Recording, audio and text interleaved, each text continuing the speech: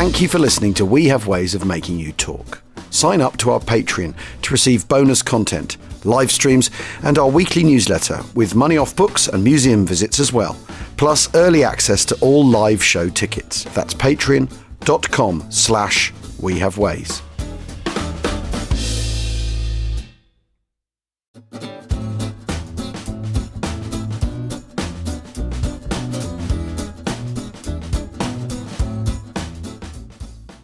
We had all settled down, and I had just marked out the area for each company when 3 jeeps arrived. Out of the first one got the famous General Stillwell, Vinegar Joe, who had come to greet the British. The general was a small, thin man dressed in American combat uniform with a rifle slung over his shoulder. We fell in on parade, and he asked me the name of my regiment. When I said it was the Glosters, he said he was mighty pleased, and then gave us a most comprehensive talk on the county of Gloucestershire in general, and about Broadway down to the last detail. We were all dumbfounded. Then he said to me, "Say, how many of you boys come from Gloucestershire?" Now, this was a very awkward question to be asked suddenly, as my party was composed of 5 members from each company. It was a wartime battalion, and I'd only seen the other company's representatives the night before. I did not wish to tell the general that I didn't know, so I said, 50%, sir. With that, the old devil turned towards my party and said, "All those boys that come from Gloucestershire, put up their hands." I hardly dared look up to see the result, but when I did, I was very glad to see exactly 50% with their hands up. Vinegar Joe then went round and counted them himself. This guess really impressed the general, and he could not have given us a more cordial farewell. After he had gone, I complimented my advance party on getting the percentage exactly right. I had a feeling that they must have overheard the general's conversation. That was by Major Richard Butler of the 10th Battalion of the Glosters, describing his encounter with Vinegar Joe Stillwell. Welcome to We Have Ways of Making You Talk with me, Al Murray, and James Holland. This is an additional episode in our Burma series. And Jim, thank you for bringing Major Butler to life. Well, I hope it did him credit. Well, for this, we're going to take an intimate look at the 10th Glosters, who are a battalion within the Forgotten Army, fighting a forgotten campaign. In the forgotten bit of the forgotten campaign. Exactly, who deserve not to be forgotten. And Richard Butler ends up commanding 10th Battalion the following year in 1945, though is then sacked. So, and I'm relying on his account. It's a series of excellent accounts in a book from 1947. And what's very interesting is because he's fired, the book has this sort of melancholy tone of, you know, me and the boys, in the end, we were kind of let down, really, and we fought really well. And it's a bittersweet account. And what we'll do is we'll look at 10th Glosters, what they get up to, who they are, and a crucial battle that they fight at the end of 1944. So I know we are doing Burma 45, but you're just going to have to swallow this one, everybody, I'm afraid. Just this is a little outlier, but it's an interesting outlier, and it's a little flavour of the experiences that some of these British battalions had during the very wide, broad, and complicated Burma campaign. And also, we'll be meeting a fighting general that no one's ever heard of, in keeping with the rest of our Burma series. So, 10th Glosters, who are they? What are they? They've been formed in 1940. So they arrive in Burma in February of 1944, and they come from India, and they're fed into the Arakan fighting in Burma. But they've been formed in 1940.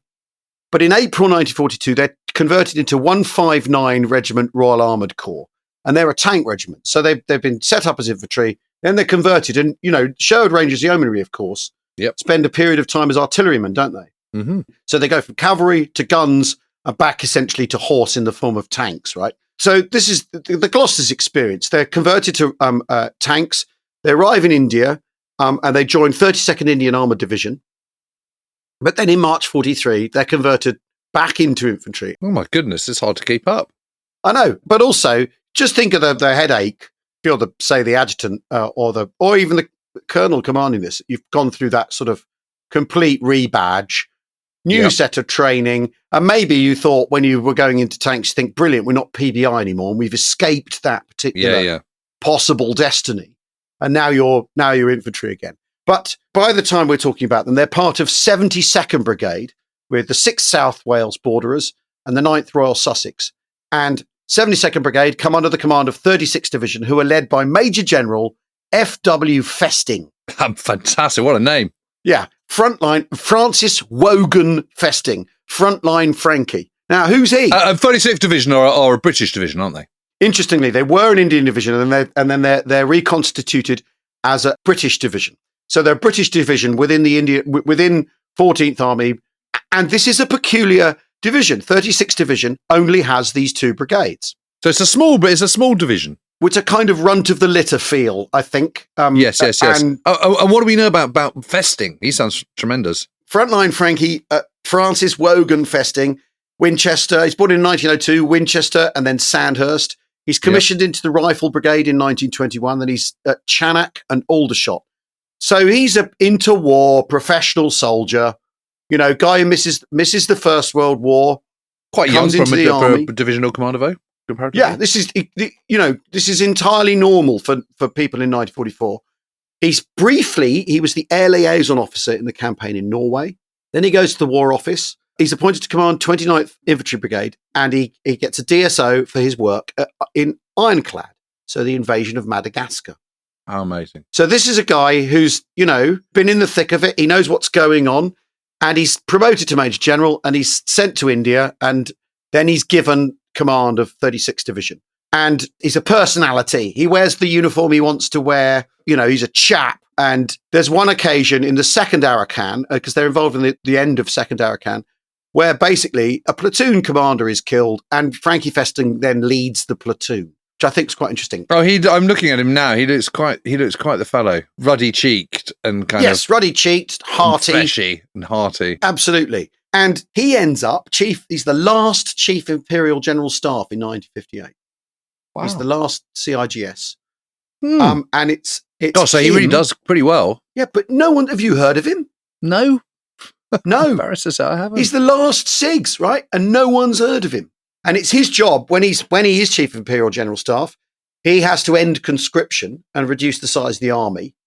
And he retires as a Field Marshal in 1961. No, I would bet my bottom dollar that a handful of our listeners have ever heard of Frontline Frankie Festing. How can you be twice knighted? I think you go up the order, don't you? You get one order, and then you get Bath or Garter or whatever, isn't it? Right, yeah, I suppose so. Yeah. But that's amazing. No, I've never heard of him. You've never heard of Field Marshal Festing, Jim? No. As JR says, festing, not festung. Well, of course. And what's interesting about him as well, is he's a practicing Roman Catholic, and he took great delight in the fact that he was the first practicing Roman Catholic to have headed the British Army since the reign of James II. That's very strong. But no one's ever heard of him. No. Had you heard of him? No, of course not. No, I only know about him from poking around in this 36 Div stuff, 10th Glosters. Anyway, back to the division. Of course they are. Yes, they're in the admin box, aren't they? Exactly. They're part of the relief of the admin box. Yeah. They've been in the reserve for Arakan. They're one of these divisions that are hanging around waiting for a purpose a bit. Yeah. And, it's his first divisional command and all this sort of stuff. But after admin box, the division is then involved in the resumed offensive. And this involves the capture of 2 railway tunnels. Yeah. Right? Hambone Hill near Point 5. On the Buffydong Road. Yeah. On the Butterdong Road, exactly. So there's the capture of Hambone Hill near Point 551. And there's the fighting is the kind of fighting we've been talking about. So there's a Lieutenant Gardner in 10th Glosters who describes the fighting. Then the leading scout, a Private Venn, who received the military medal for his part of the battle, looked over the top and saw 2 Japs stark naked sitting on the edge of a trench. He coolly walked over the top and shot them both, and then advanced towards a bunker position beyond. Grenades started to rain on him, but miraculously did him no harm. He then in turn threw his grenades at the slits in the bunker, but unfortunately failed to hit them. The rest of his section came up and fired a bit, but owing to the proximity of darkness, they decided to withdraw as the position was a very strong one. This they did, and in such good order that there were no casualties and no one was even lost. So literally lost in the darkness. They then consolidated the north feature and waited for darkness. The Japs' first effort was a bold advance down the saddle between the features, throwing grenades which proved to be comparatively harmless, being used more for the noise effect, apparently. The attack was easily beaten off, as were all the rest of the attacks which were put in, on and off, all night. Thanks to their thorough consolidation, no casualties at all were received. Although daylight showed no Jap bodies, they knew several had been shot at point-blank range, and a good deal of groaning, etc. had been heard.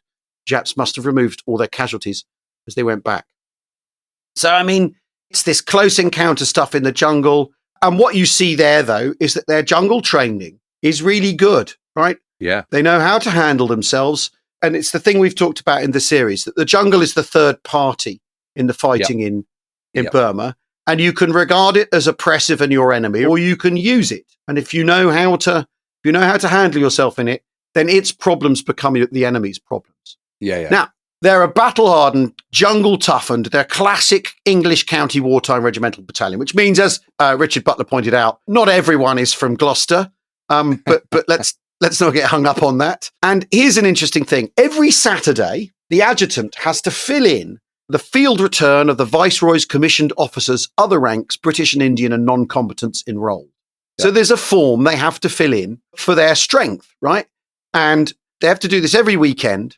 I dug up the one that's from the month before the Battle for Pinway that we're going to talk about. So it's from October the 7th. It's Army Form W3009, page 1, modified for India. And it says at the top of it, to be made up to and for Saturday in each week. So Warrant Officers Class 1, there's 1. Warrant Officers Class 2, there's 7. There's Staff Sergeants, 6. Sergeants, Daffadars, Havildars, there's 22. Corporals, Lance Daffadars, Nikes, there's 60. Non-combatants enrolled, 415. Non-combatants unenrolled, 4. Right, and I think this document's quite interesting because they are under strength. That's only 511 rather than 850. Yes.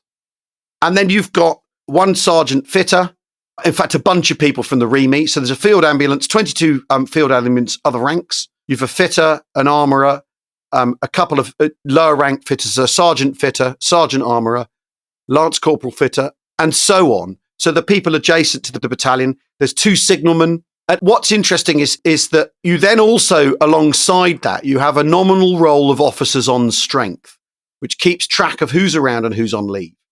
Yeah. And what's interesting about this as well is you have their substantive rank, so what their rank is, and then their higher temporary rank if held. They're all temporary.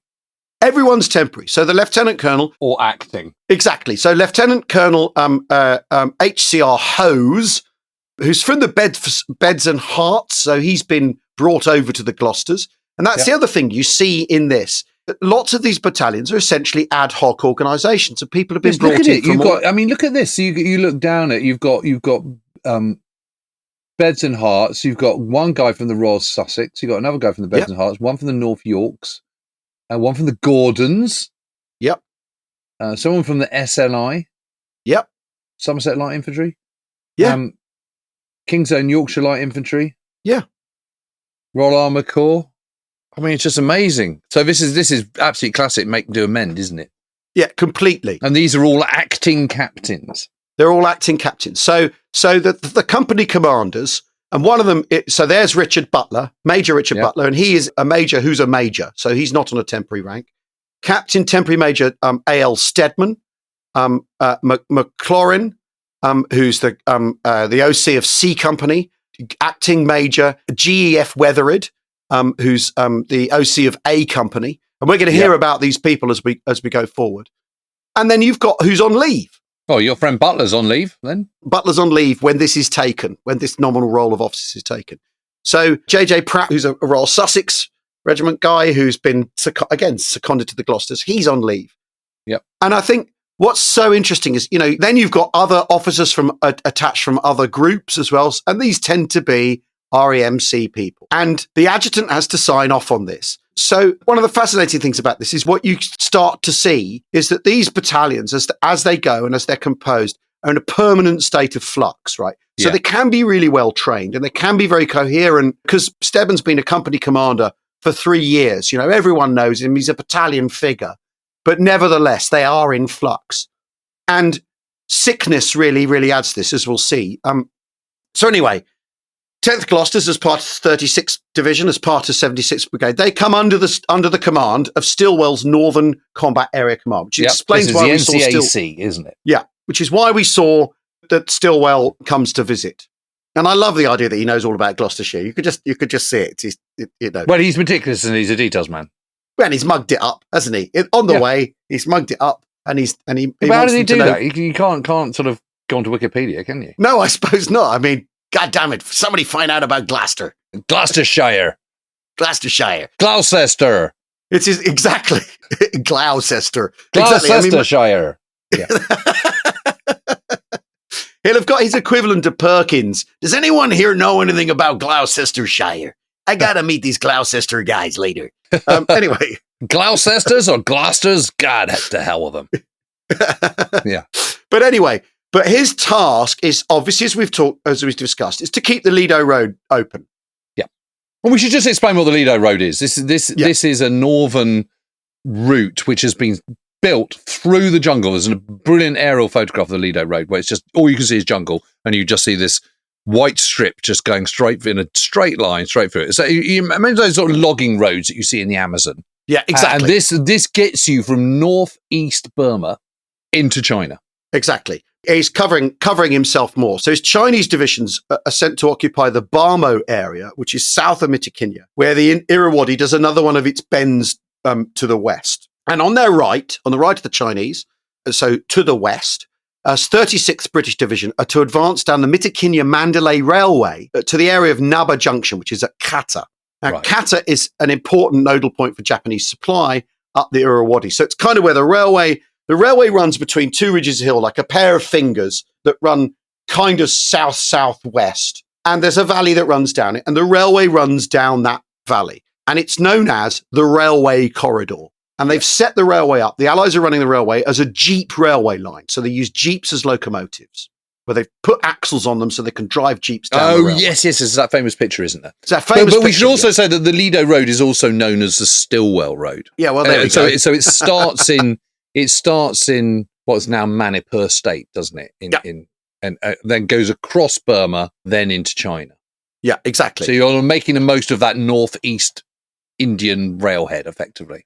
And a railway line in this set of circumstances is priceless, right? If you of course. You can get your hands on one. So anyway, as we've said, 36th Division only have two brigades, 29th, 72nd, and the 10th Glosters are in 72nd. 72nd are commanded by Brigadier Alfred Rambo Aslett, who is a former England rugby international. He sounds like such a chap. He does his trial for England while he's at Sandhurst. He plays centre three-quarter. He plays 6 matches for England. And in the 1926 Five Nations, he scored 2 tries against France at Twickenham. So I'm 100% with Brigadier Alfred Aslett. Yeah, he sounds absolutely fantastic. Solid fellow. Yeah. So the brigade is flown from Ledo to the airstrip near Mitikinya. Yep. Right? They're inserted by air, and there's a story about them pointing Bren guns out the door of the C-47 because they're nervous about Japanese air attack. Yeah, and Ledo to Mitikinya is about 400 miles, 500 miles by road, isn't it? Yeah. Something like, maybe not as much as that, 300 miles maybe. And they're going to end up facing the Japanese 18th Division, who are in on the conquest of Singapore. So they know what they're doing. And the 18th Division, who we were talking about, of course, for McTeela. Exactly. They get transferred from this corner of the theatre down to McTeela. Exactly. So in August, they're moving down this corridor, and the 2 brigades are leapfrogging one another as they go. 29th will go forward. They'll do a bit, then 72 will come through, and so on. And they're hopping their way down the railway corridor. And Stillwell, in August, says he wants them to take a place called Tung Nhi. And the Glosters are leading the march to Tung Nhi. And on their way, D Company are ambushed. Captain J. Allen and Lieutenant R. Wright. And 13 men are killed as they approach at very, very, very close range. And Major Pope and 6 men are wounded. So it's sticky stuff. Yeah. And D Company's forward platoon, they bypass the opposition, and with Bren support from C Company, they have to bayonet charge the railway station. Right. Then they do what you do. You form a defensive box where the attack has been made, but there's no further instance. So it's this very, very close, personal, everything comes down to hand in the final push, if you're PBI in this environment. So after that, they're sent back to a place called Mingon for rest and to protect the dropping area. So where's Mingon then? Well, this is halfway down the corridor towards Tung Nhi. The men have been advancing through flooded paddy fields, so they're wet. Everyone's wet through. Leeches. Yeah, leeches, jungle saws, and by the middle of August, their battalion strength is 286 people. The losses are from the, Yeah. Yes, there almost has been that disease. instance. Yeah, it's mainly disease. So we talked about, the two officers, 15 men being killed in the advance on Taungyi, but actually, you're looking at a battalion strength, a head count that's halved basically by illness. And what's interesting about this is that they have air support from the Americans, they have gunnery support from the Chinese sometimes, so they're calling on Chinese gun batteries, and that they're going fantastically well with the Americans, particularly because the Americans make great effort to evacuate the wounded, right? Yeah, in sharp contrast. In sharp contrast. I mean, this is absolutely incredible. So Butler relates, at Taungyi, the battalion found a huge bomb crater into which the Japanese had thrown their wounded before retreating and had tossed in hand grenades to finish them off. That bomb crater with 200 putrefying corpses was very horrible. God, I should say so. Yeah, this is what the day-to-day fighting is like in this one little push that's got to happen to seize the railway line. Well, we were talking, weren't we, in I think the second episode about the Arakan, and we were saying how remote it is there, and these chongs and these mangrove swamps and all the rest of it in that back arse of nowhere. This place, it's just, I mean, crikey, if you're from Gloucestershire, I mean, just imagine how far away you would feel. I mean, it doesn't just feel like another world. It feels like another planet, doesn't it? It does. It really, really, really does feel like another planet. I mean, trust me, if you were to go up there now, this would feel unbelievably remote. Yeah. To this day. I mean, but even more so back in 1944. Yeah. Just incredible. And, you're looking at such close country that, you have to observe complete silence at night when you stop and patrol relentlessly. Because that's the other thing. When you look at the battalion war diary, it's patrolling. Everyone's out. There's always a patrol out. When you look at their letters back, they're going, got in from a patrol. It's all about patrolling so that you know where the enemy are. So you're in touch with the enemy. And that's, of course, in Slim's jungle fighting thing, trained to patrol and patrol relentlessly. There's a couple of good stories about the Americans. So they'll swap cigarettes and beer with the Americans for whiskey and gin because the Americans aren't allowed spirits. Right. So there's a good trade. And then there's an anecdote in Butler's thing about there's a British general who's passed by a jeep doing 50. The general's doing the regulation 15 miles per hour. The jeep zips by him. The general decides to have a word, so orders his driver to catch up. And he tries to dress down the American, who replies, "Say, General, you'll never win a war at 15 miles per hour." It's just absolutely brilliant. Well, obviously, he's a man after my own heart. I mean, I can't be dealing with slow drivers. I want to get everywhere from as quickly as possible. Way to be. It's the American engineers who they really like because they build airstrips dead quick, so you can get your wounded out. And I think one of the interesting things when you get right into a battalion like this, it's the evacuation of the wounded that is the absolutely key thing to morale. Right. Yeah. And when you consider that, in the Chindit expeditions, particularly the first one, Wingate leaves the wounded behind. Everyone knows what's going to happen to the wounded if they're captured. So now they're rested up. The 10th Glosters' next task will be to take Pinway, which is now, I think, called Pinbor, but may have several, or Pinlibor, or several other names. But there's a railway junction. And this will be what happens in November 1944 for 10th Glosters. And it will be a very, very, very tough encounter. So join us in part 2, and we'll tell you about 10th Glosters at Pinway.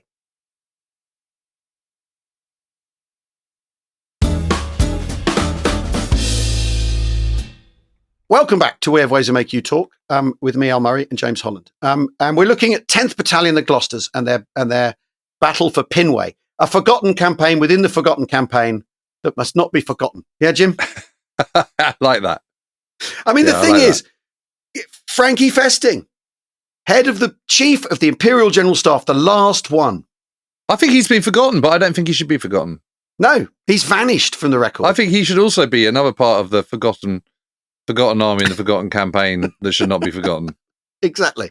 Right. Now, on the 7th of November, so we're moving up to Pinway, which is a railway junction. So, you know, it's obvious to everyone that you need to take this place. And this is all part of the sort of ongoing NCAC operations, but they're also tying in with Slim's plans for kind of pushing down through the north of Burma and down towards the Chindwin and the Irrawaddy. Which also demonstrates that really, you know, the fact there's a British division here involved in this says you can't really tease apart Stillwell and Slim's efforts. You know, everyone's working together. And yes, he's Vinegar Joe who'll ball you out and all this sort of stuff, and who hates Chiang Kai-shek and so on. But actually, he's working in concert with 14th Army as much as anyone else. Oh, and by the way, I mean, he's a absolute top draw fighting commander. I mean, he might not be great at diplomacy, but he is really good. He knows what he's about.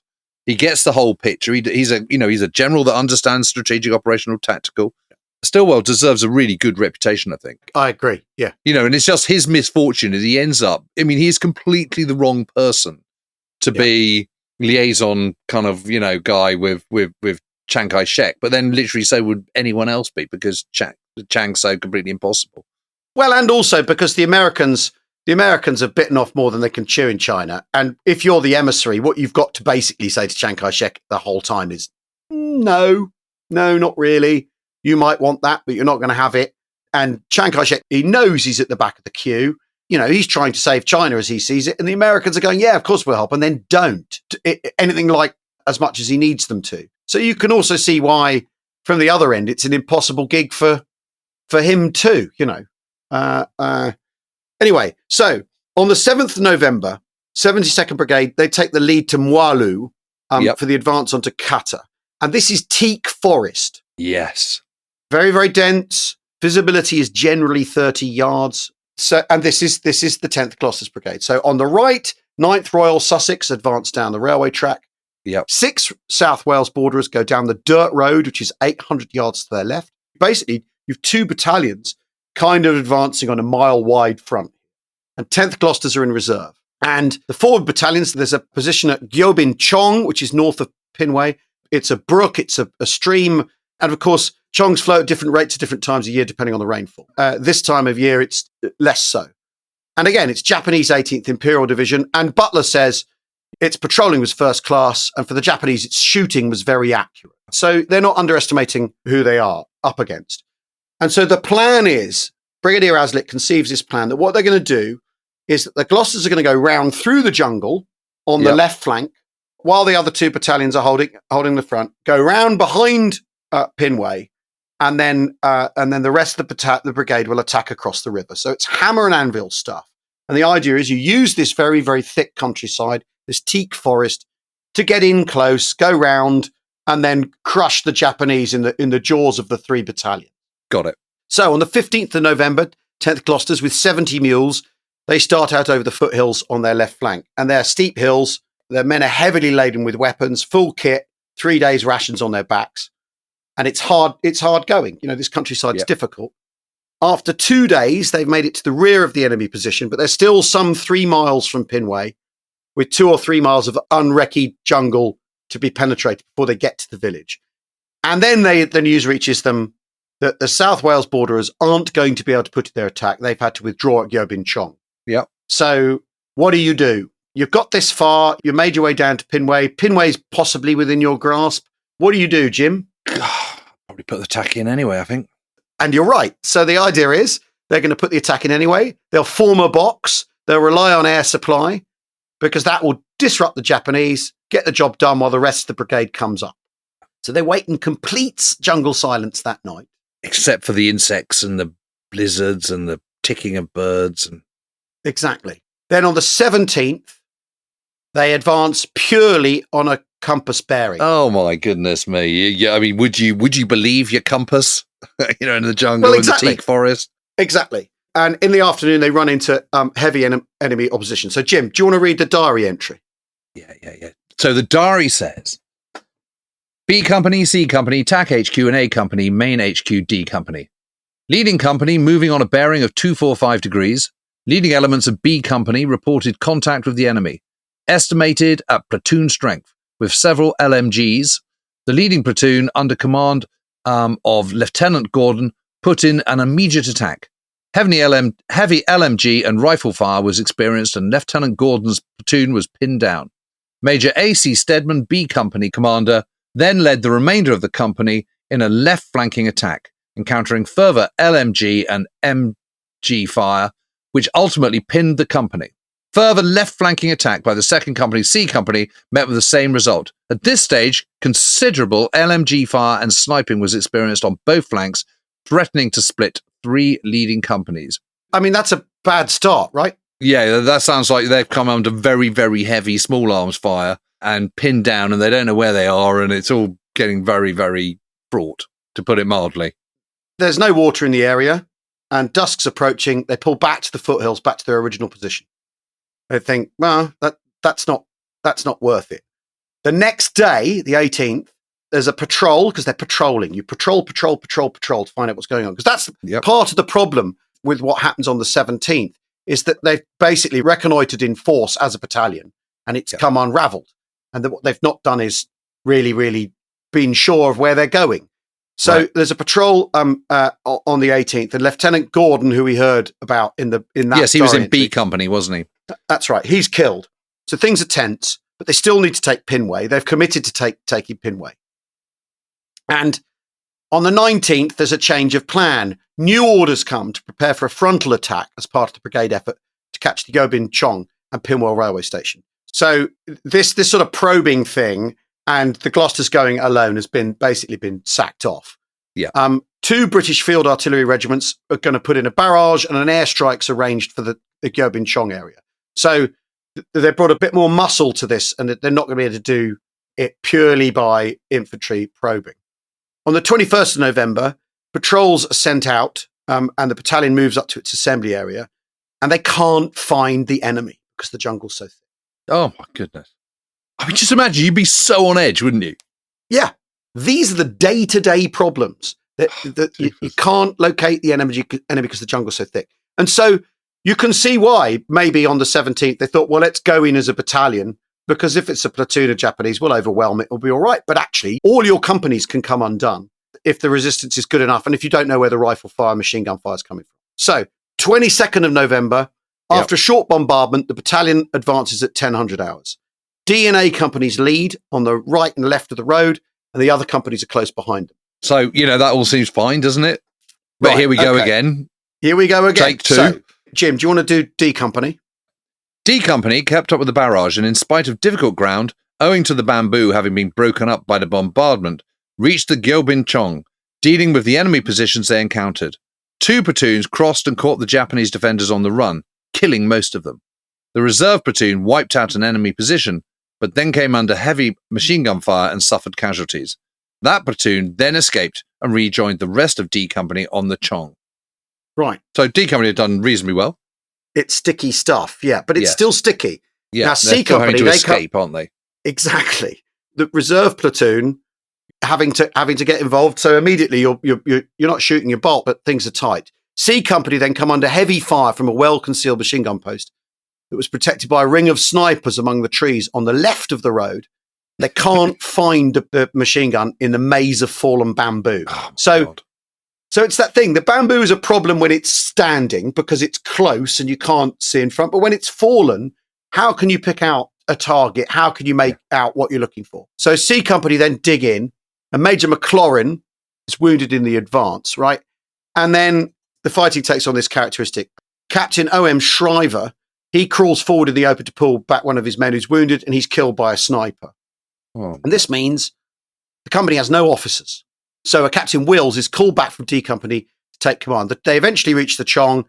The depleted company dig in as darkness falls. And then A Company, who, as we said, are on the right of the road, they run into an enemy bunker position, which is dealt with by a 2-platoon attack. And during this attack, A Company's commander, who's a Major Guy Weathered, he suffers a jammed Sten gun, and he's reported as having killed the last Japanese with his steel helmet. Oh, my goodness. Because this is this up close, and the fighting's this bitter. And Weathered is the son of a former commanding officer. So he's just taken off his helmet and just whammed it into used it as a sort of a scythe, effectively. I don't know, bash someone's brains in with it. I mean, whatever. Now, he's the son of a former commanding officer of in the Glosters. So his father commanded a Glosters battalion in the First World War. Yep. He's a big boy. Yeah, 6'5". He's a magnificent athlete, a great runner. He has an Oxford Blue in relays and half mile, and in fact had beaten an Olympic record in trials when running. And he's killed shortly afterwards, attempting to get his wounded men away. And it's interesting, isn't it? The wounded is such a feature. Yeah. Looking Don't after the leave wounded. the wounded with the Japanese. Don't leave the wounded with the Japanese at the cost of a company commander's life. He cares about it that much, right? Yeah. And in repelling Japanese counterattacks, all of A Company's officers are killed or wounded. So Oh, my The goodness. same situation, basically, as C Company. So they're getting hammered, really. They are really getting hammered. Maybe they've bitten off more than they can chew. So B Company follow up. They find more of the enemy are coming round back into their original position on the Chong behind A Company. So B Company then have to dislodge them. Basically, as soon as they wipe out one set of Japanese posts, another one will spring up. 2 big counterattacks, but it's banzai charges. And the accounts will say, thank goodness, because they scream and they shout. They tell us they're coming. We can hear which direction they're coming. You can hear them coming. You can see them coming. Exactly. And there are snipers still in the trees, but B Company hold on. But their company commander was killed. And he, as well as 2 subalterns. Another one. Yeah. And that's Major Stedman, who we talked about in the officer's role, who's company commander for 3 years. And what we've got here is officers getting in there, obviously leading from the front and making sure that their men are not left behind, the wounded are not left behind for the Japanese. I mean, this story is rather good, Jim. Do you want to relate this? So this one, the story goes that after this, the sole remaining officer provides some comic relief. That's absolutely brilliant. The company's position is consolidated. He reports back to the battalion headquarters, fully equipped and armed, but without any trousers. Apparently he'd lost these while struggling through the jagged and broken bamboo during the advance. And he complains of feeling very vulnerable. Well, you would do, wouldn't you? Let's face it. You would. I feel very vulnerable, sir. Yeah, I wouldn't want to leech on the old chap. I mean, it's extraordinary. So the next day, they've got 23rd of November now. By this point. 23rd of November, they got their box. They're patrolling. Yeah. More enemy attacks repulsed. Yeah. Enemy shelling on the Glosters positions during the day. Yeah. The regimental aid post is hit by a heavy mortar. And I'll tell you what this is reminding me. This is reminding me of Ortona. This sort of scale of losses. Yeah. The battalion's being gutted. Yeah. Yeah. The doctor, Captain A.D. Gould, is killed. 5 of his staff as well. God. 3 others wounded. And in the afternoon, some of the South Wales borderers attack and dig in on the left of A Company. So they're getting relief from the rest of the brigade now. Do you think one of the problems is just that they've got no kind of real sort of spatial understanding of where they are because it's jungle and bamboo and you can't really see anything? So you're stumbling into these Japanese positions without really knowing where you are. Yeah. And no one can really see what's going on. So not only do you not know where you are, you can't really organise yourself particularly because it's also disorientating. Well, yes, and exactly. Do you think that's what's going on? And well, you might be attacking in battalion strength, but if 4 of you are 20 yards ahead of the rest of everyone else and you can't see one another or speak to one another or hear for the gunfire, you're not a battalion strength, you're half a section suddenly. Yes. Yeah. And it can only make piecemeal attacks of even battalion attacks, right? Yeah. And, the thing we've talked about again and again and again in this Burma series, if you do things in piecemeal, you've got real problems because you can be outnumbered automatically. Yeah. Yeah. And I think the officers aren't being targeted. It's the fact that they're leading. Yeah, they're leading for the So they have to be omnipresent. They have to check all their positions. They're clearly determined to defend the wounded and rescue the wounded. And we know why. So the next day, the 25th of November, the 10th Glosters are ordered they're going to be relieved the following day. And they are relieved on the 26th. D Company spots an enemy patrol in the open and kill most.